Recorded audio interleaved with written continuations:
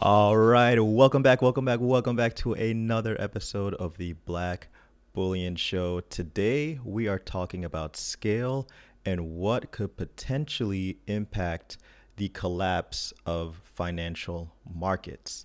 Now, when we talk about scale, you may be used to things that you've heard way back when in physics class in high school, dealing with cubic volume and strength. Now, these are very important concepts that I think also apply to financial markets. Why do I think that? Well, I first got wind of this from, and this is again another Jim Rickards, endorsement here, but from this book here, Aftermath by Jim Rickards. Definitely get this book. There, he goes into a lot of detail, more detail than he goes to in his interviews. Um, but before we begin this, I just want to say if you want to just get a quick synopsis of the video, check it out in the description.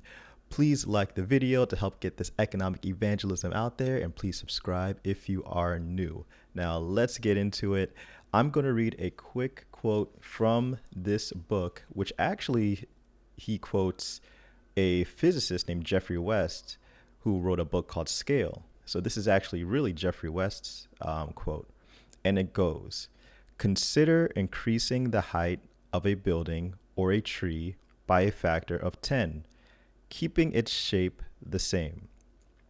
Then the weight needed to be supported increases 1,000-fold, whereas the strength of the pillar or trunk holding it up increases only by 100-fold. So that's squared. Whereas the volume is cubic volume, so that's a third. Thus, the ability to safely support the additional weight is only a tenth of what it had previously been. Consequently, if the size of the structure, whatever it is arbitrarily increased, it will eventually collapse under its own weight. There are limits to size and growth. Now, that is a powerful statement. Is it also true for financial markets? And I believe that it is, because as we know, there are booms and there are busts, and there are particular reasons, not necessarily similar to, not necessarily the same thing as volume and strength, but there are reasons why markets collapse or have corrections. But let's take a look at this example of physics, and then we'll go into financial markets right after. So, as read before, the larger an object becomes, x to the power of 3, the more strength, x to the power of 2, it needs to support the increased volume. Okay? Volume increases at this pace, x to the power of 3. Strength increases at this pace, x to the power of 2. An object's volume, again, x to the power of 3, is denominated by its strength, x to the power of 2. You guys with me so far? So the numerator will be x to the power of 3, and the denominator will be x to the power of 2. Now remember, volume is x to the power of 3, so it will be the numerator. The denominator is strength, so it will be x to the power of 2, as you can see below. Numerator, denominator. Now, as you are looking at this, you can already tell that this is a for as far as scale is concerned and collapses are concerned, this is a recipe for disaster as things grow. So here's an example. Let's say x equals 3. So right here we'll put 3 here, and then we'll put 3 here. 3 to the power of 3 is 27. 3 to the power of 2 is 9. Obviously, the volume here is larger than the strength.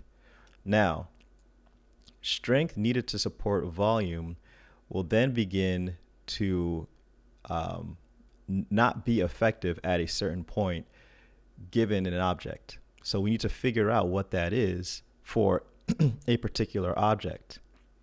Now, this is one of the reasons why humans grow up to a certain to a certain height.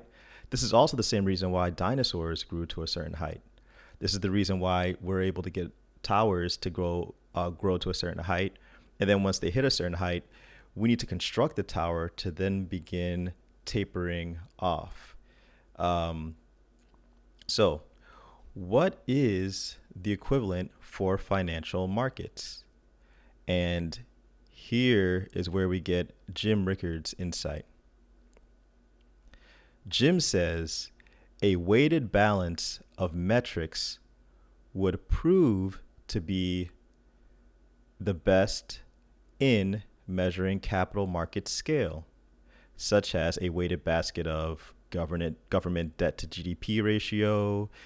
In that basket, you'll also have government deficit to GDP ratio. You'll also have real interest rates, real growth. You'll have nominal growth. You'll have contagion. You'll have trade wars, currency wars, credit spreads, and geopolitical shock. Now, this book, Aftermath, that I got this idea from, this book was actually put out in, I believe, the summer of 2019. So during the summer of 2019, this is pre-issue. So look at what we have right now. We have contagion. We have trade wars. We had currency wars or have currency wars. There are definitely credit spreads happening. And we have geopolitical shock. As far as nominal growth is concerned, it's low. Real growth is probably low. Real interest rates, low. Deficit to GDP ratio, low. High. Government debt to GDP ratio, high. So say, for example, if this was the basket that we were measuring whether or not capital markets will collapse, we are collapse ready right now, essentially, according to this weighted basket of metrics that Jim has here. But just to make things simple, I'm going to use a simple non-weighted basket as an example to help you guys understand this, and that is price to earnings, something that everybody understands. Now, price to earnings is pretty simple. The price of a stock, for example, is not necessarily, or should be, based on the strength of the earnings. Now, you may ask why. Well, in a recent Kitco news article, Michael Pinto wrote, "Money printing is the new mother's milk of stocks."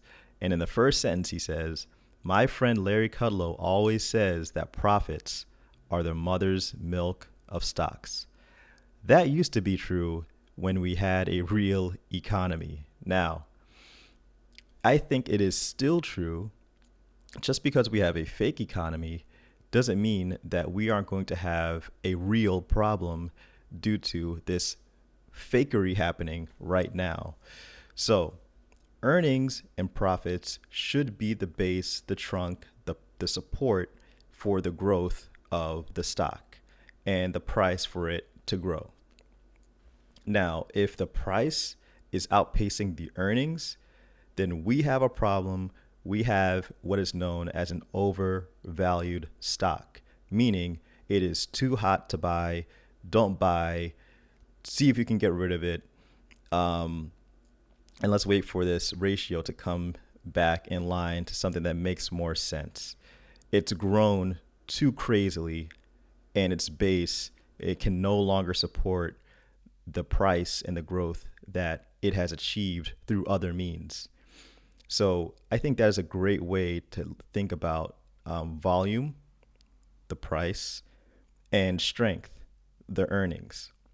The bigger it grows, the likely it will collapse on itself, because people are going to realize this thing can't keep growing like this. It's not earning enough money. So that's my take on it as far as price to earnings being a pretty interesting factor, simple factor in looking at whether or not um, capital markets could collapse on themselves. Of course, you can have something more structured like what Jim has here as a weighted basket of metrics. But for you guys, what do you guys think?